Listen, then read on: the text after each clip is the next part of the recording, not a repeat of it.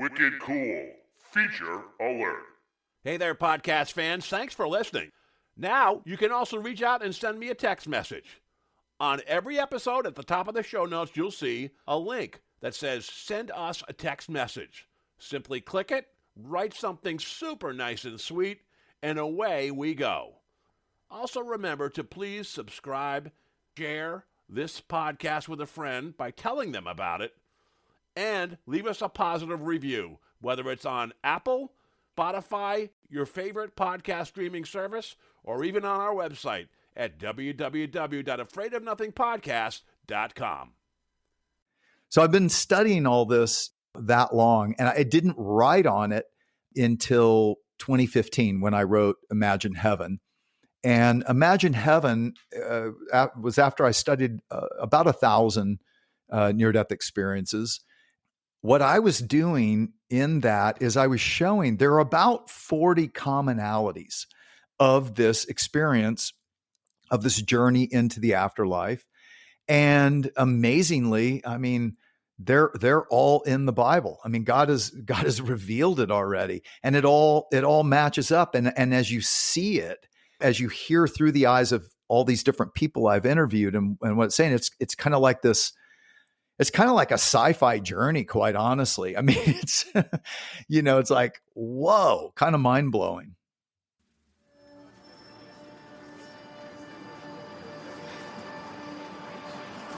In a world where nothing is known, nothing is certain, reality is not real. Wake up! Be afraid of nothing. I'm Bob Heskey. Robert. The host with the ghost. This is my podcast, based on my paranormal documentary, Afraid of Nothing. Each episode, we talk to people who see life and the afterlife through a different lens. Join me. Who is this large man? And what's he doing in our bedroom? As we lift the veil and open our minds to see beyond our eyes lie. This is Afraid of Nothing. Nothing.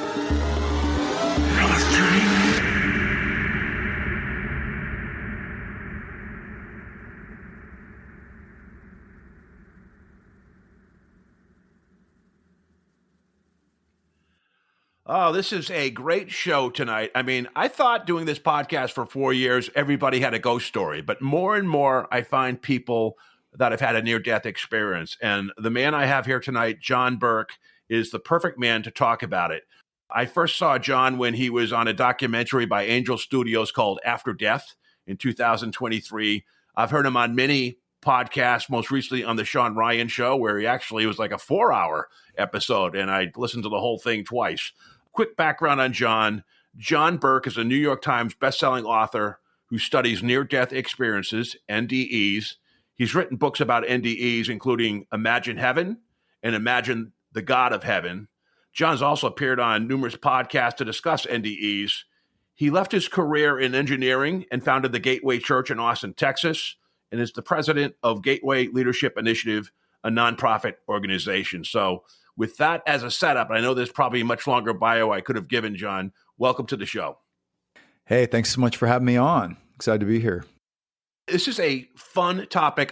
My father's brother had a near-death experience. He had a heart attack, and he's one of those guys I would have thought would have had a hellish experience, on kind of his personality. But he had a very positive experience. You had him there, huh? Yeah, he was Uncle Art, and he was the angry kind of, guy, and he would get in fights and stuff, but he loved his family and his children and all that stuff, that type of guy. He was the type of guy that wanted to enlist in the Army, but he couldn't because he had like bad eyesight or something, but he wanted really bad. And my dad got into the Army, so he had a near-death experience. And then he read Raymond Moody's book. I forget what the title of it is, but Raymond Moody's book that's so famous. Life After Life. Yeah, Life After Life. He marked it up and gave it to my dad. And he had like a little note that said, My dad's name is Edward. He said, Eddie, I know you have a lot of fear of death. I hope this gives you some comfort in what I experienced. And he had, like, in the book, he would mark side comments, this happened to me, or I had something different and all that sort of stuff. So it's kind of interesting. It has happened close to home. And I wasn't joking when I said almost as many people have near-death experiences who have a ghost story. I mean, depending on who you ask, Gallup, 1 in 25 in the U.S., and another study of 35 countries said that 10% of people worldwide had NDEs. So it's really becoming. We're talking millions of people. Yes, and all over the world. Yeah, that study was it was done in 2019 by the European Academy of Neurology. They reported on it, 35 countries, and they said 10%. I actually dug deep into the data there, and I think it's still closer to what Gallup reported, which is more like 5% of those who were close to death, like clinical death. Yeah.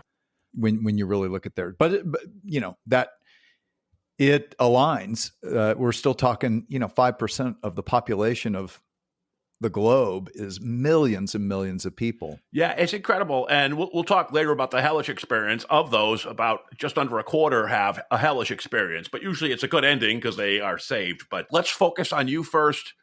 You were a very analytical guy, an engineer, kind of skeptic, and something happened to you. Your father was dying of cancer, and something happened that brought your attention to NDEs. Yeah. It was actually, it was the book that you just mentioned. So, this is, I don't know. I keep saying I've studied these for 35 years, and my wife just said, you've been saying that for like 10 years now. So, yeah, I'm getting old. I'm a granddad now.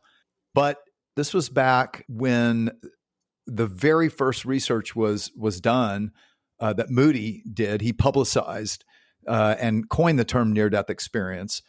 But at that time, I've always been very analytical. Like you said, I studied engineering. I worked as an engineer, and I've always wanted to know why.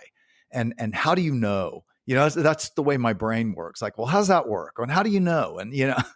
And growing up in the United States, in kind of a Christian culture, it was when I was growing up, and I was always like, okay, Jesus is the Son of God. How do you know? Good teachers get turned into legends, and God, I don't hear anything. I don't see anything. How do you know? And nobody could really answer my question. So I just kind of went on about Jesus is probably just a good teacher turned legend, and there might be a God, there might not. I really don't know. I don't think anybody can know. And then my dad was dying of cancer, and a friend of his gave him the first book that coined the term near-death experience, Moody's Life After Life. And I saw it sitting on his dresser. And I picked it up and I'm like, what's this? And I start thumbing through it and I couldn't put it down. And at the end, I read the whole book in one night. And at the end, I said, oh my gosh, this might be the evidence that I've been looking for. And it didn't make me like a believer. It just opened my mind, because so many of them were talking about that they left their body, but they were still themselves, and they were more alive than they'd ever felt, in a place more real than this has ever felt. And many of them in the presence of this God of light who is love, knew him intimately, personally, and they never wanted to leave his presence. And many of them also talked about seeing Jesus step out of this light, or they encountered Jesus. And again, I'm not, I'm an agnostic, skeptic, yeah. But I'm like, wow, okay, well, maybe I need to be more open. And so I started just researching. I started learning more, studying more of these near-death experiences. I started reading the Bible to try to understand that. I eventually read a lot of the, sacred writings of most of the great world religions. Not all of it. It's like voluminous. I mean, how much there is, but quite a bit. Because again, trying to understand, well, how does this all fit together? And what's fascinating, so I ended up living out in Santa Barbara, California, working out there as an engineer. Coincidentally, or maybe not, that turned out to be the place where the International Association of Near-Death Experiences did most of their research in the early days. These were mostly doctors cardiologist, and, many of them have become friends now. But a lot of the people were there. So I kept bumping into more and more of these stories. I kept reading more of the stories, and I would be categorizing them. I'd be like, oh, well, I've heard that. And this person had that life review thing there too. And then I'm reading the Bible and I'm like, well, wait a second. Jesus is transfigured into this light like lightning, on the Mount of Transfiguration. How does that fit? And then Jesus is talking about use your worldly resources to make friends so they will welcome you into eternal dwellings. And I read that and I'm like, well, wait a second. This person and that person and that person all talked about this welcoming committee that came to greet them. So I literally start to chart it and categorize it and put it all together. And the first talk I did on this, I was still an engineer. I gave a talk at the University of California, Santa Barbara, on this subject in 1989. So I've been studying all this that long, and I didn't write on it until 2015 when I wrote Imagine Heaven. And Imagine Heaven was after I studied about 1,000 near-death experiences. What I was doing in that is I was showing there are about 40 commonalities of this experience, of this journey into the afterlife. And amazingly, I mean, they're all in the Bible. I mean, God has revealed it already, and it all matches up. And as you see it, as you hear through the eyes of all these different people I've interviewed, and what it's saying, it's kind of like this. It's kind of like a sci-fi journey, quite honestly. I mean, it's, it's like, whoa, kind of mind-blowing. I just want to add that Imagine Heaven, that's like no small book. That's like, I think it sold like 22 million copies. If you go on Amazon, it's got like 15.5 thousand Amazon reviews, and they're 4.8 stars. So they're almost universally positive. Even on Goodreads, there's a lot of great reviews. And that was, I think you did 100 stories in that one, where you answered a lot of questions. But yeah, your book, it didn't quite sell that well. Even you? Yeah, did it surprise even you that it got, it was so well received and it was spread? It just had such a big readership. Yeah, it did. I mean, what really surprised me is it's just continued. I mean, 10 years later, it's still just continuing to reach more and more people, more than even the first year. And it was a New York Times bestseller, the first year. So I think, but Bob, I think this is just like, I mean, of course, like what could be more important than, is this whole life just a crapshoot where we love, we laugh, we suffer, we die, and that's it? Or does it all end up making sense because this is just chapter one of the rest of the story? And I think everybody's intrigued with that. And I think for me, and I think other, more analytical people, this is real evidence. I mean, if you want evidence, there is evidence. I think it's that as well. Stay with us. We'll be right back. This is an Afraid of Nothing paranormal podcast alert. $10 merch. $10 merch. That's right, podcast fans. If you go to our website, afraidofnothingpodcast.com, and click on the store tab, you too can find now $10 merch on the website. So not only can you get the great stuff like the hoodies and the t-shirt and the blankets and the glasses, you can also get stickers and bumper stickers and, well, a whole lot more. You need to see it yourself. But just remember this. $10 merch is now available at the Afraid of Nothing podcast store. Check it out. And remember, never be afraid to look good.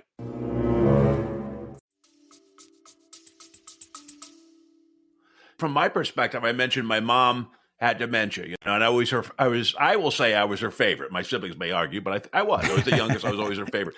And she would light up whenever I walked into a room. And to see her kind of, as she had dementia, we finally got her in a facility, assisted living facility for dementia patients, where she looked at me like I was any other big lug walking down the hall. I mean, yeah, that kind of did hit me. And when she passed, it was like 7 days, like 7 days. They stopped feeding her and all this stuff. And she was slowly starving and she was at her worst and her weakest. Yet she fought so hard every day, and then she literally passed when we were all out of the room, which happens, I guess, sometimes, Yeah, right? it does. She literally waited till everyone was all out of the room. And that kind of shook me a little bit. And I think it's the same with everybody. The first time someone in your family dies, maybe, or a best friend or someone, or your mother who brings you into the world, that's always kind of traumatic. So that really put me on this path to the paranormal and all the stuff I look at. So, well, you know what's fascinating? So my dad's death started me down this road. And as you mentioned, I eventually ended up leaving my career in engineering to become a pastor. And we started a church here in Austin for skeptics and doubters. Yeah. So our motto is no perfect people allowed, and just come as you are, and doubters are welcome. And man, it turns out there are a lot of us, so, Sure. Yeah. but my mom had Alzheimer's, and it was an 8-year. It was exactly what you were just talking about. Long, slow goodbye. And it's very painful.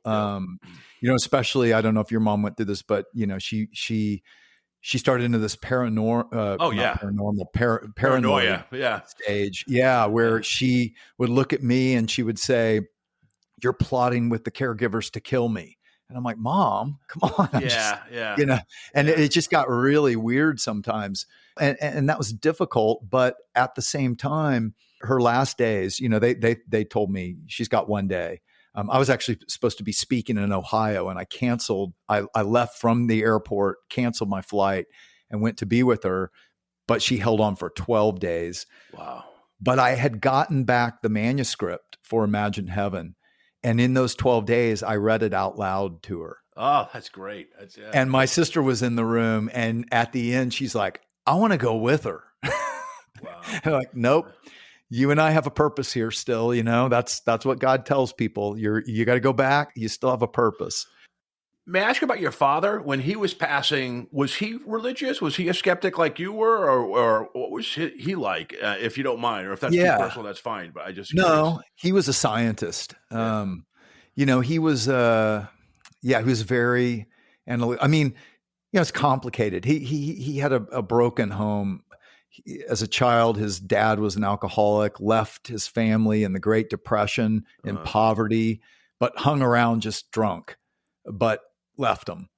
Wounded my dad deeply. And I think, that a lot of those soul wounds, they stick with us unless we go after healing. And so, he smoked and he drank and he had an ulcer from all the, worry and anxiety. And I didn't really know his belief in God much. We never talked about it. But interestingly, after he passed, I found something where he had written, like this prayer and kind of like Bible study thing he had done about my heart, Christ home. And I had actually ended up doing it myself. And I was like, wow, okay, there was something there, but we'd never talked about it. Huh. Yeah. I mean, I grew up Catholic, but I weaned off of it, but I found myself more spiritual on my own. Like I talk to God every day, or I begin every day with a positive thanks and all that stuff. But I found it interesting. So what made you start the church? Was it that you found more and more talking to people and doing your talks that you needed a venue, you needed a forum for this because people wanted to convene and hear this and share these experiences? Well, I mean, I didn't really start it around these experiences, but what I found is something very real. And I think just what you were talking about, I think God is way more relatable, personal, fun even. Most people would not think that. Yeah. I've started a podcast because I've got probably 100 hours of these video interviews I've done with these people. And they're how I wrote a lot of my books, but nobody's ever seen any of this stuff. And I felt like, okay, you know what? I'm going to put this out there just in a different form. So I take their videos. And so like this one I was just working on today is the ecstatic love of God. And I've got these clips of a neurologist, a lawyer from Australia, an Indian woman. I mean, people all over the globe. And they are describing when they clinically died and they come into this place of exquisite beauty that they call heaven. not unlike Earth. I mean, mountains and trees and forests and valleys and, rivers and beauty, but colors beyond our color spectrum, sights and sounds and senses that are way beyond our five senses.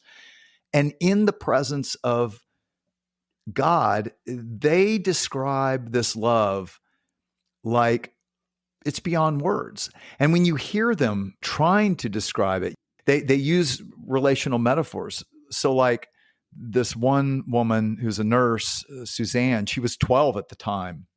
She had a skiing accident and it broke her neck.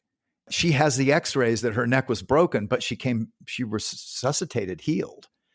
And she's lying there in the snow, and this man comes, this man of light. She thinks it's her father at first because there's just so much love.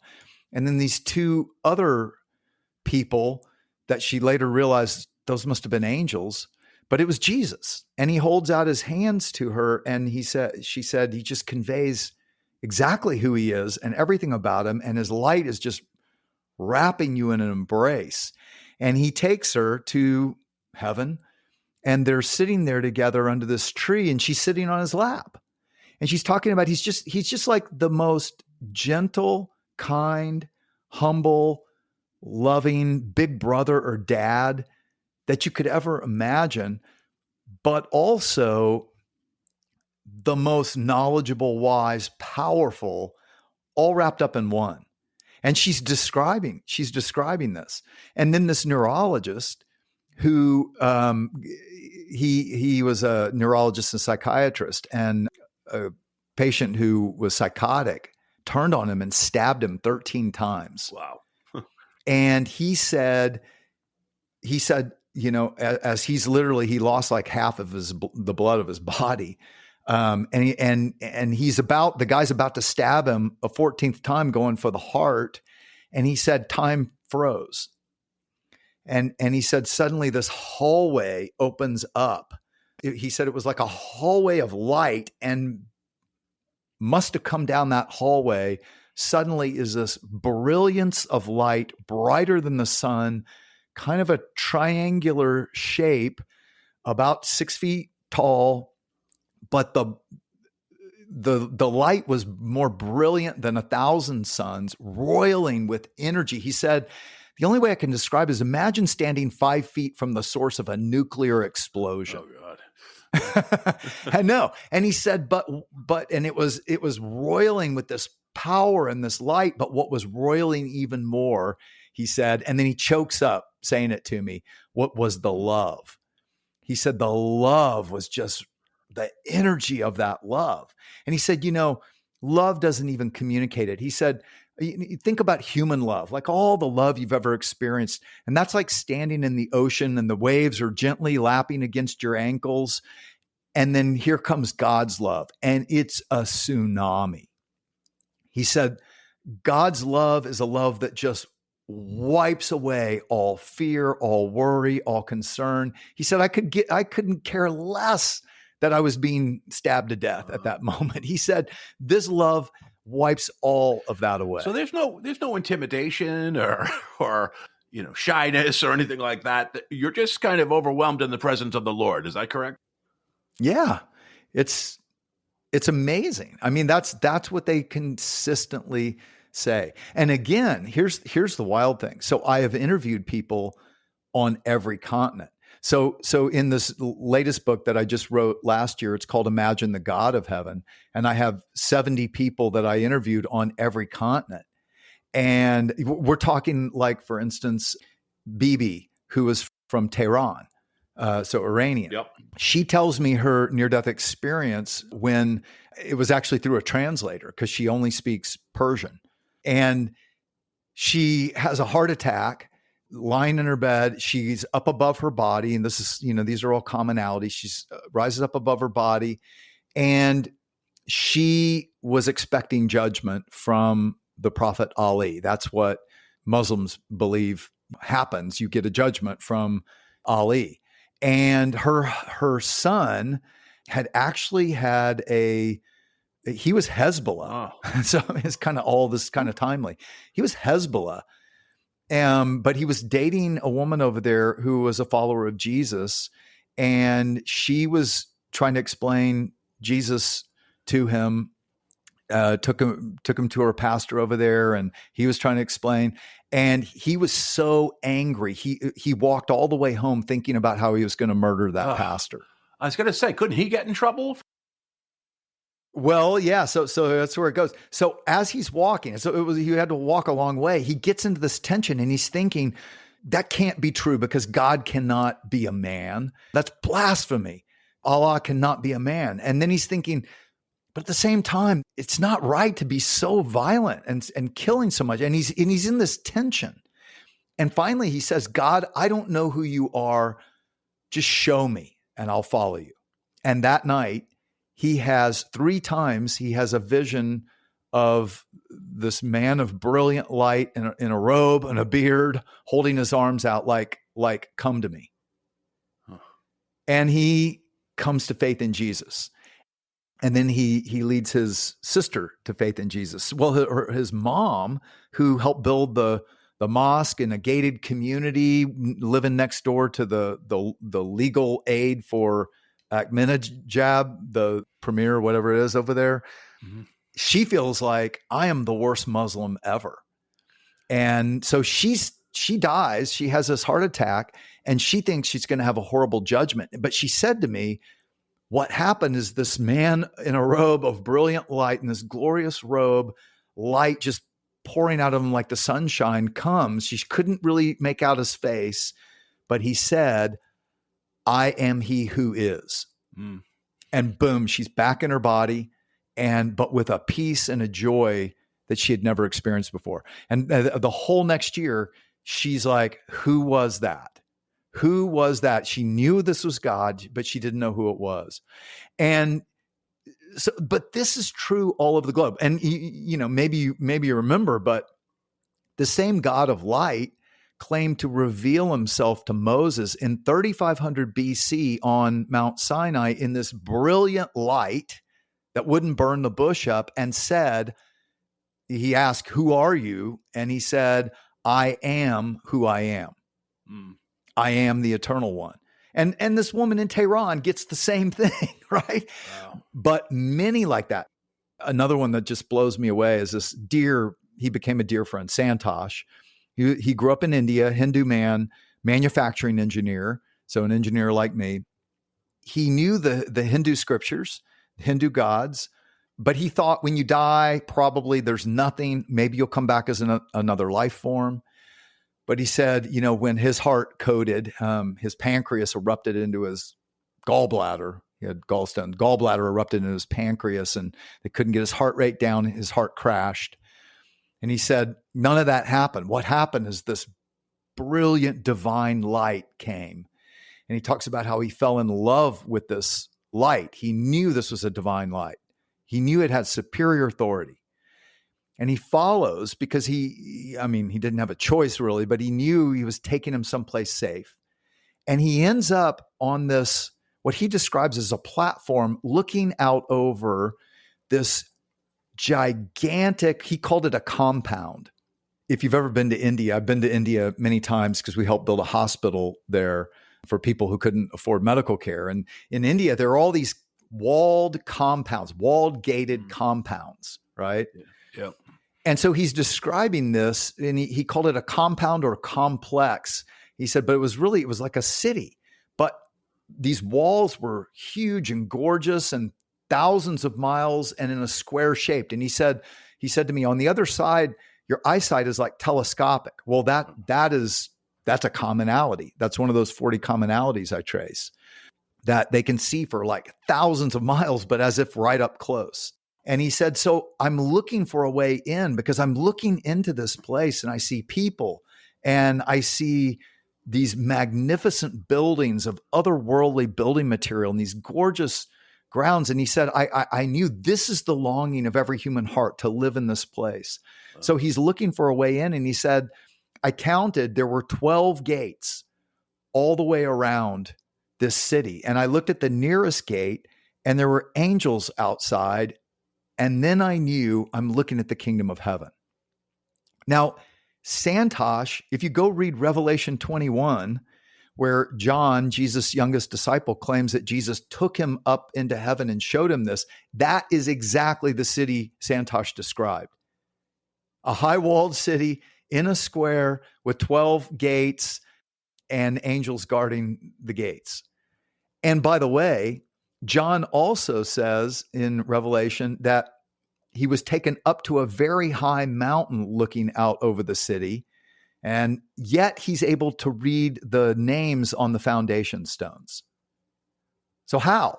Unless he too had this telescopic vision that NDEs talk about.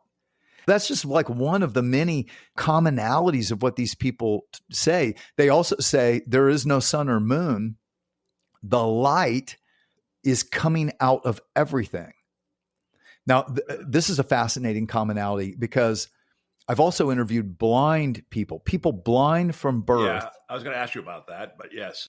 Having near-death experiences who can see.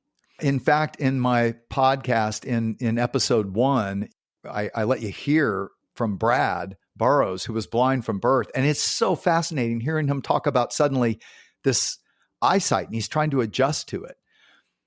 But what they describe, what Brad described, what Vicky, this other blind near-death experiencer, described, Brad said he goes through this tunnel, and at first he's seen what he said were probably all these colors, because he could see the room where he was, his body was lying, then he went up above out of the hospital, and he's looking down on the street, and he can see cars moving, and it's kind of trafficy, congested, and there are lights on the cars. And there's a trolley car going down the middle of the street. And he said, I couldn't figure out how I was perceiving all this because I wasn't touching it and I really couldn't hear them. So, I mean, and then he passes into this tunnel, which this is another commonality, a portal or a tunnel that they go through. And he said, first, there were all these different colors, but I couldn't name the colors because they just looked to me like different brightnesses. He said, but then I go into this tunnel and suddenly there are no colors. He said, I guess that's what you would call darkness. So he's experiencing these things of sight for the first time. And he said he came out into this gorgeous valley meadow, kind of steep going up, giant trees, palm trees. And he said the trees were enormous, like much taller than he would have expected from what he had heard on earth. That also is testified to by other near-death experiencers. But he said the light was not like light on earth. It wasn't like what you would feel on earth. He said the light was coming out of everything and it was palpable. It was love and life and light all as one. Mm.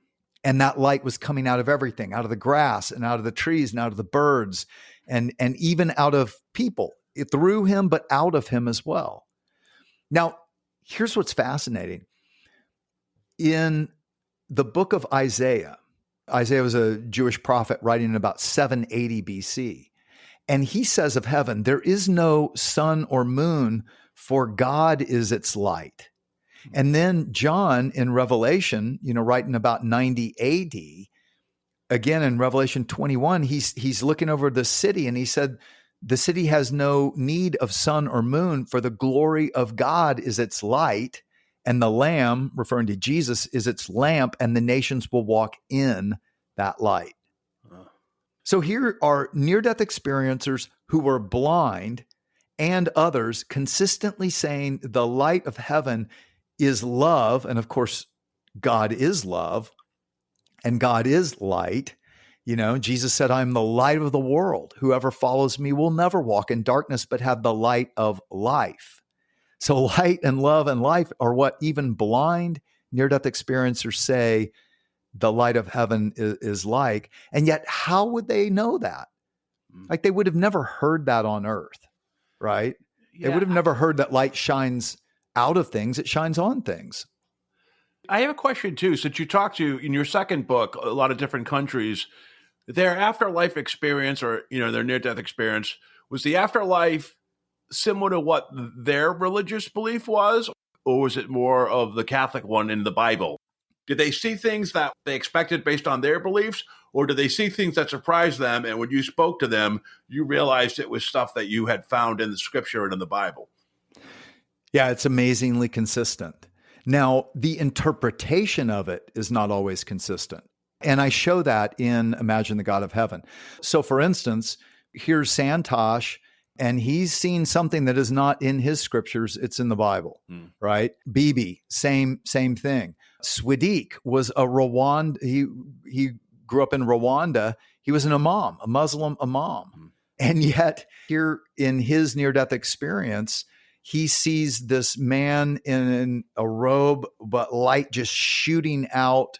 He's got a beard. He holds out his hands and he sees holes in the wrists, like right where the hand meets the wrist. And Swadik said, I knew who it was because I had seen the movie, The Passion of the Christ, when it came. That's how I knew who this was. And he said to me, I died for mankind. You're among those I died for. Never deny it and tell it to everyone. And boom, he comes to at his burial. he had blood cancer. Now, here's the fascinating thing. And this is what I like to point out. These people are engineers, they're doctors, or a Hindu manufacturing engineer, a Muslim, and he today is a Anglican priest, and he's had 7 attempts on his life because you're not allowed to convert from Islam to following Jesus. Yeah. Yep. So what's the motivation? Sure. Like, what's the motivation of these people to make up these crazy, wild stories? I mean, medical doctors like Dr. Mary Neal, who's a surgeon, and yet she was pinned underwater in a kayak for 30 minutes. And she doesn't need to make up a wild story about going to heaven, right? Yeah. And yet it's consistent what they say. Now, what I will say, so a couple other people I write about in Imagine Heaven, one is Arvind. So Arvind is a Hindu man, and he dies in the hospital before he's resuscitated. And he said he left his body, floated out into the hallway of the hospital, and suddenly it was like the walls of the hospital opened up, and this brilliant light, again, brighter than the sun, is there before him. And he knew this was God. Okay. And he said, when he came back, he said, I experienced the goddess Kali. Kali is the goddess that he worshiped. Mm-hmm. So that was his interpretation of what he reported as the experience, right? But Kali is, is usually pictured as a dark skinned woman, black or blue, with a long tongue hanging out and 4 arms. Oh, right. Yep. So he didn't describe that. He described the same brilliant God of light and love. Same with Nia. Nia was in South Africa. She was also Hindu, but lived in South Africa. And she was actually going with her family. She was a teenager going with her family to a safari thing where, you can go into the cage with the lions, and she goes in and a lioness attacks her and chomps down on her head multiple times. Oh, she said she left her body. She said, again, she goes to this, she said, a glorious place with this light of love, like the sun, like the sunset, like, brighter than you can imagine. She said, heaven exists. God is definitely real. But when she came back, she said this. She said, that was the goddess Durga Ma, because Durga Ma is who she worships. But again, the way Durga Ma is described is a beautiful woman with like 8 to 10 arms, with weapons in the arms, riding a lion or a tiger. Yeah. And so that's not who she described. Again, she described the same God of light and love. And interestingly, she said, and I came back with a knowledge of Jesus Christ that I had not had before. They're like, why? Why Jesus? Yeah.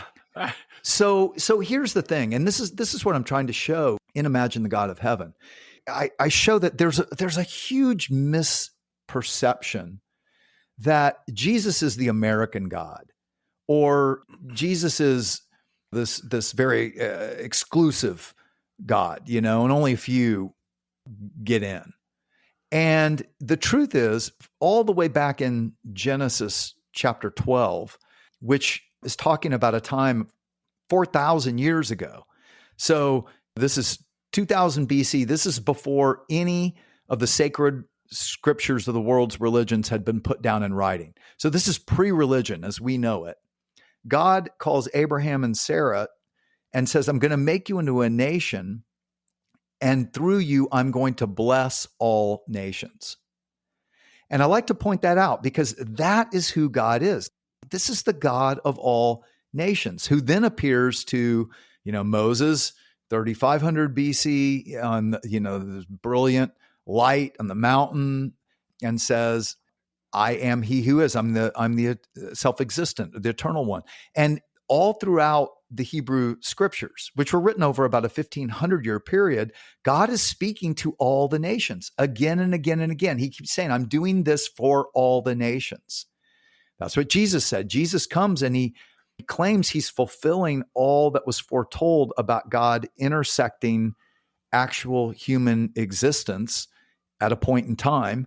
And, by the way, it wasn't near-death experiencers that convinced me and led me to faith. It was that there are actual things in history that God said he would do that he did, and there's no way to explain them other than, he said he would and he did. So prophecy? So what's an example? Do you have one or two examples you could share? Oh, yeah, I have an amazing example.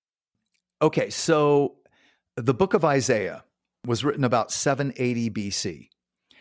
Isaiah was a Jewish prophet.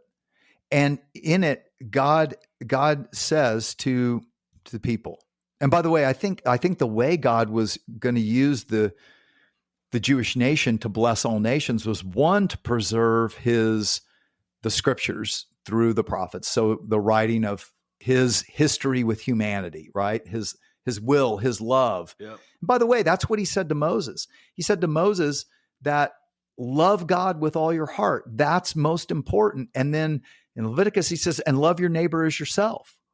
And then Jesus is asked, what are the greatest commandments, of all the commandments of Moses and the law? And he said, the first is love God with all you've got. The second can't be divided from it. Love your neighbor as much as you love yourself. Do these two, and you fulfill all the other commandments. See, so it's all consistent. And this is the God of all nations. So in Isaiah, God says, here's how you'll know it's me. He said, I alone can tell what the future holds and will then do it. Actually, he said that first to Moses, and then he reiterates it. And then in Isaiah 11, he says, a time is coming in those days, the root of Jesse. Okay, the root of Jesse. Jesse was the father of King David, and King David was the lineage through whom the Messiah was going to come. Okay, and there had already been this understanding of the Messiah in the culture, this one who would come and save humanity. So the root of Jesse, I will put a sign for the nations. Okay, this is literally what he says. I think this is funny because, we all say, God, if you're real, give me a sign. I used to say that too. Like, oh, come on, give me a sign. Yeah, no sign. And I like to say, well, what if he has given us a sign, but we're not really looking? Yeah. And this is it. I mean, he said, I will put a sign for all the nations in that day. And he's talking about in the last days, I will regather the scattered people of Judah, the Jewish people, from the four quarters of the earth, from north, south, east, and west. I will regather them back again as one nation. I will do this as a sign to all the nations. And he says, I'll do it a second time. The first time happened in the Babylonian conquest in about 500 to 400 BC. The second time the Jewish nation was scattered was in 70 AD, 40 years after Jesus' crucifixion. Roman General Titus comes and wipes out Jerusalem, flattens the temple. There's still no temple there, which, by the way, was the only place that the Jewish people could offer sacrifices to God.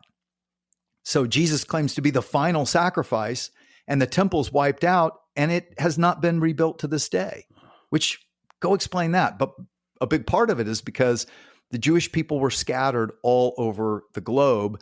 They did not have a land, a king, a president, not even a common language. They weren't a people with a land for 1900 years, from 70 AD till 1948. Okay, then in 1948, here's what happened. Exactly what God said would happen in Isaiah 66. If you go read Isaiah 66, God says, can a nation be born overnight? Of course, it's a rhetorical question. No, right? Never happened in history. Yeah. That would be a miracle. And he said, yet no sooner is Zion, which is the mountain Jerusalem is on, will Zion be in labor, then I will bring her to birth. I will bring back the scattered people, the scattered Jewish people, to Jerusalem. Rejoice with her, all you nations. And he said, I'll do this as a sign. Well, that literally happened in 1948 when suddenly the Jewish people who had no language, even the Jewish language, the Hebrew language was lost until about 200 years ago.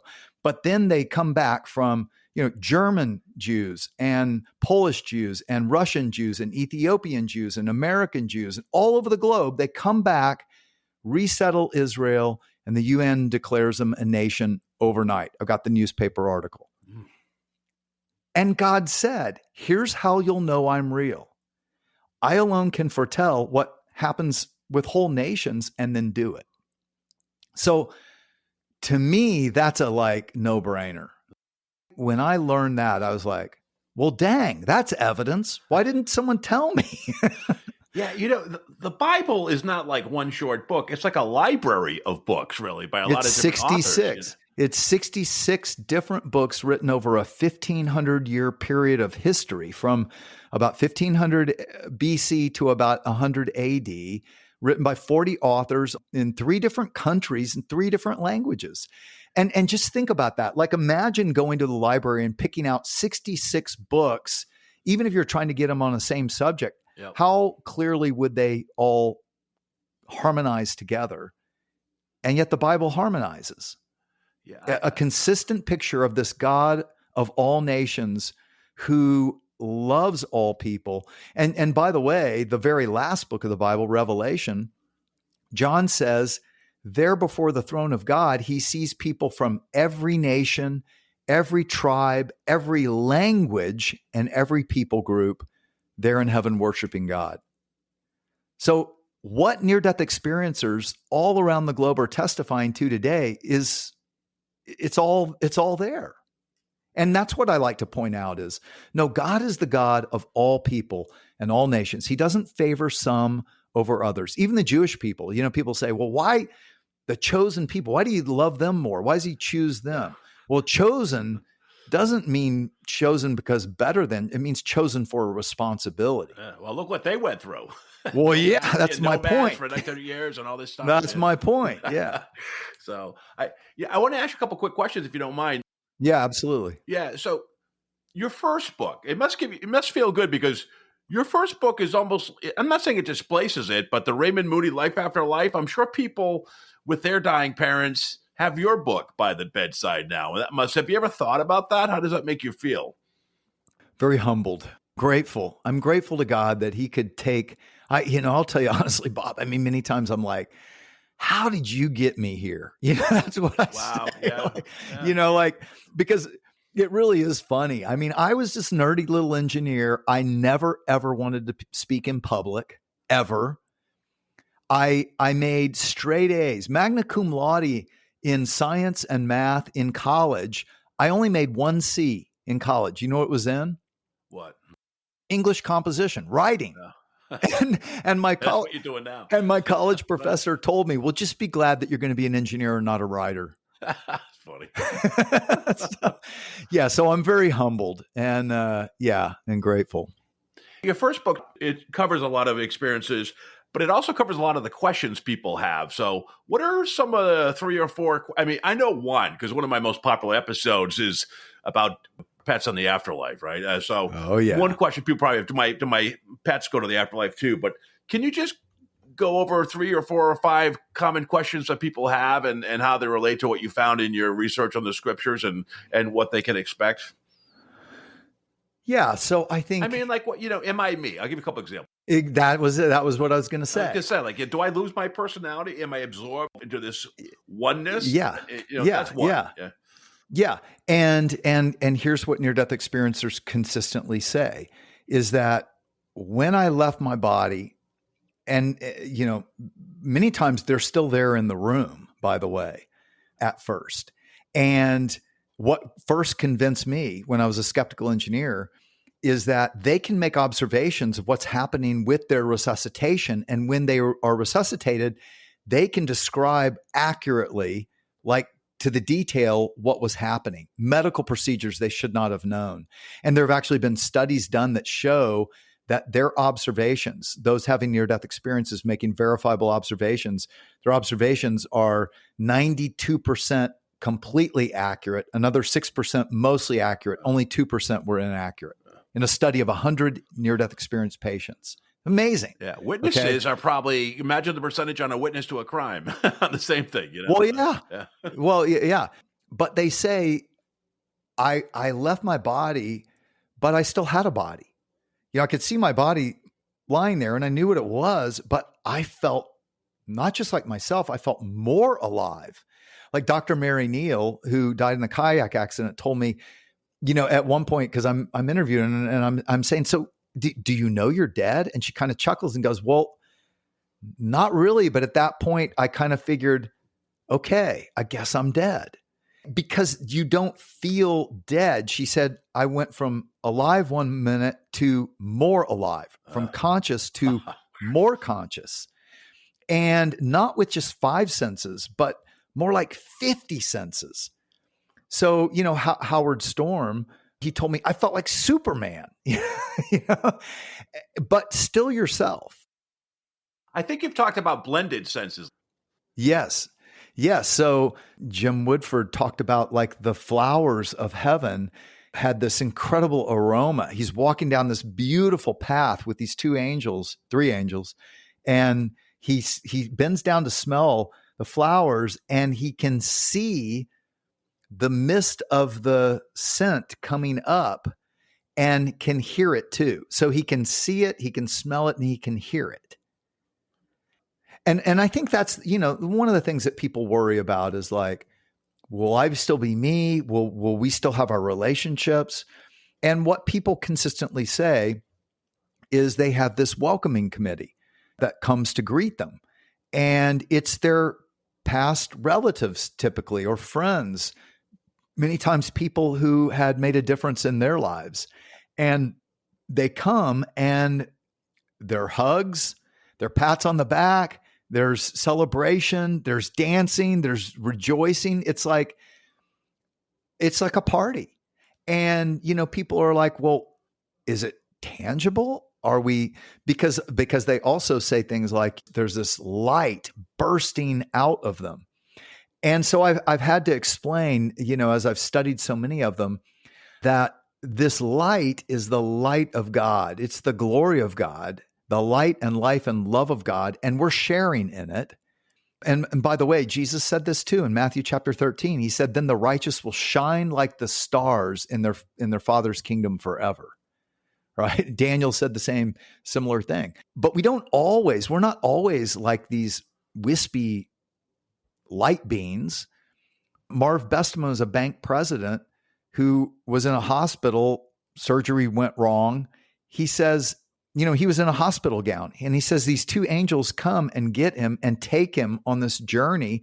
And he notices as they're flying, he's not in a hospital gown anymore. He's in kind of like what he would wear golfing or go out to dinner with his wife, like one of his favorite outfits kind of thing. And then he comes up to the gates of heaven, and it's really an archway, and this mesmerizing, otherworldly like material that goes all the way through this thick wall into it. But he comes up to that, And Marv said there were these people standing there before the gate from every nationality, and he noticed they were wearing kind of their normal garb. One was in like an African toga kind of thing, and another one was in an Indian sari, and another was in more like tribal wear. So we can appear as we are to one another. And by the way, usually people appear about age 30. So even though they might have died at 90, they can appear to you as a form kind of like 90 that you would feel comfortable with, but really they appear mostly about age 30. But we understand, we remember, we laugh, we still have a sense of humor. Hopefully our jokes will be funnier there. I don't know. Why is there a gate? Wouldn't it be wide open? Why would you need a gate? I'm just curious. It just struck me as you were saying that. And I've always had that image of heaven too, but why would there be a gate and a point of entry versus wide open? Any idea on that? Well, okay. So you have to understand it's not a gate like we think of a gate. It's an archway. Now, here's the other crazy wild thing is this doctor, this surgeon, and a commercial airline pilot, and Brad, the blind kid, and several other people are describing this same gate to me, but from different perspectives. And they all describe it as kind of like one of those giant Roman archways, and the wall is like 250 feet high and 250 feet thick. So the tunnel goes like all the way through into this city that's just like bustling with life, they say. It's not a boring place. It's not a dull place. It's life. And people are they're in the zone. Like they're going at it. But the material they describe is this pearlescent, otherworldly. Imagine like if you took pearls, like millions of them, and melted them, and it was a swirling pearlescent kind of thing that is in and covers this archway, but it's kind of like, it feels like almost like it's alive. And the light is doing wild things with it. Wow. And that's what they say it's like.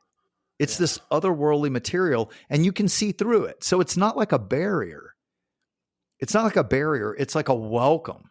It's like a welcoming entrance. It's almost like a skin or what? Yeah. Yeah. Interesting.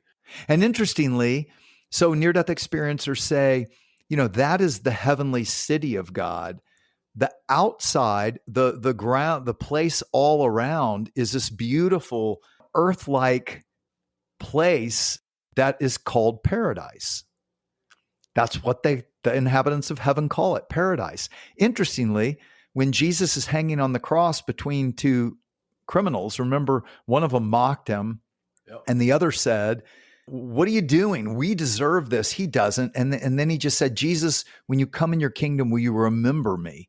And Jesus turns and says, "Today you'll be with me in paradise." And that's what he's talking about. This beautiful place right outside. That's kind of the landing pad, because they say it. It's kind of the port of entry. We come to paradise first because it's very much like the earth, and we kind of get our bearings. Why do you think almost 25% of people have a hellish experience? And was that different from different people in different countries, or was that had a commonality too? Yes, there are commonalities. I mean, it's really wild. Santosh, when he's standing there looking out over the city, he also looks down and to his left, and he describes this abyss of darkness that he would fall into if he fell off, and a lake of fire at the bottom. That's what this Hindu guide describes. Swadik describes this place, this dark place that he found himself in with these four creatures that entered, and he called it like a butcher shop, like where their slaughtering is being done. And they came in to do that to him when Jesus shows up in this glorious light and rescues him. Howard Storm was an atheist college professor I interviewed. He's the one who said, when he died, he thought it's just nothing. And he said at first he's standing there beside the bed and he feels like Superman. He feels wonderful. And then there are these nice people in the hallway of the hospital who come and say, "Howard, We're here for you. Come with us. And he thinks it's the hospital staff who finally come for surgery because he was waiting for surgery and there was no doctor. And they say, you know, come, we've been waiting a long time for you. Come with us. Don't you want to get better? He said, I need surgery. And he said, well, we know all about you. We know, come. And he follows them. Well, they end up leading him into, he starts to realize they're deceiving him and he tries to get away, but he can't. They lead him into this outer darkness and they just start playing with him. He said it was like the worst prison scene you can imagine. And he's told it to me many times. And he said he gets to a certain place and he goes, I can't go any farther describing what they did to me because I had PTSD from it. Because it's real. It's more real. That's what they consistently say. And this is important to know. Heaven is more real than the greatest good things you've ever experienced on this earth. And hell is more real than the worst sufferings and evils you've ever seen on this earth. And that is why these near-death experiences, I think, help make sense of what's going on earth. I think it's that God is letting us experience for a short amount of time a very diminished experience of a taste of heaven and a taste of hell. And this is the time of choosing. Will we choose love? Will we choose God, the God of love, and will we follow him? Or will we go our own way? And he lets both happen, but he wants all people. It's you know, this is the great news, right? What he did through Jesus is so that all people in all nations, anywhere at any time, can just say yes to God's forgiveness and to God's leadership. And that's all God needs. We don't have to jump through a bunch of religious hoops. We don't have to get our karma straight. We don't have to keep the 5 pillars of Islam or the 8-fold path of Buddhism or the 10 commandments because we can't. We can't perfectly do any of that. And yet who God shows himself to be is the God of grace and mercy. Was that Howard Storm story? Was that in After Death? It seems familiar. I thought there was a story like that. Yeah. Mm-hmm. Okay. Yeah. And I wrote his story in Imagine Heaven, but he was in the movie After Death. And so I think Dr. Mary Neal was too, I believe. Yes. Yeah. The woman that got stuck underwater and for 30 minutes. And Yeah. That was I highly recommend that. You obviously were in that. Could you give us a quick, where we can get your books? Are there any other books people should be aware of? Do you have any events coming up? Do you have a website you want to point people to or your podcast that they can listen to? Yeah. I mean, real simple. You can find it all at our website, imagineheaven.net. You can link to the podcast there. It's called the Imagine Heaven Podcast with John Burke. And you can hear the stories of the interviews from the people themselves. Imagine Heaven and Imagine the God of Heaven you can get on Amazon or anywhere books are sold. Yeah. Is there another book coming after those, or you think you're putting the pen down for a while? No, I'm working on one right now that's supposed to come out next year. Is it in the same vein, or is it go down a different? Yeah, it's actually I don't know if this is the working title, but Imagine Your Purpose. So it's looking at what people learn from these life reviews and the things that God says to them. And then the things when they come back, they realize, and it's really the question we all have, like, what's my purpose? How do I live it out? And it's fascinating because you see how we really all can fulfill our unique purpose. And we really do all have a unique purpose. Yeah, that's a book that hasn't been written yet, I don't think, what the aftermath of these things. So I think that's timely. That'll probably be another bestseller for you. So, John, thank you so much. And tell your wife, Kathy, thank you too. I know she booked this for us and I appreciate you're super busy. Everybody's always reaching out to you. I wish I had 4 hours like Sean Ryan did because I have so many more questions, but I appreciate my time with you tonight. So thank you very much. Well, thanks so much, Bob.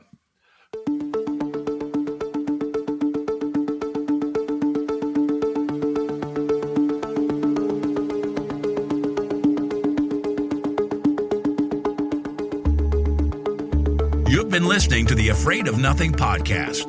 Please subscribe and like us on Facebook.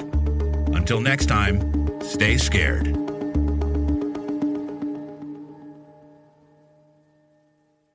Hey, you're still here? Great. Then why not listen to another episode? Visit afraidofnothingpodcast.com to peruse all the shows. That's afraidofnothingpodcast.com. And while you're there, click the coffee cup icon to buy me a coffee and leave a review. I'll give you a shout out in an upcoming episode, and the world will know how swell you are.